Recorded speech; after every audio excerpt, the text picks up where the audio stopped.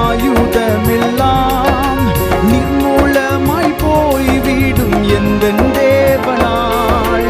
எனக்கெதிராய் வரும் ஆயுதமெல்லாம் நிர்மூலமாய் போய்விடும் எந்தன் தேவனால்.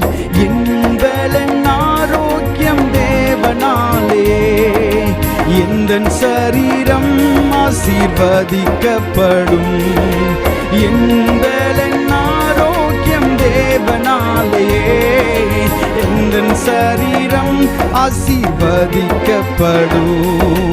எந்தன் தேவனால், எந்தன் தேவனால் நிச்சயமாய் ஆசீர்வாதம் பெற்றுக் கொள்ளுவேன். உந்தன் வசனம் கை கொள்ளுவேன் நான், உந்தன் வழிகளில் நான் நடந்திடுவேன்.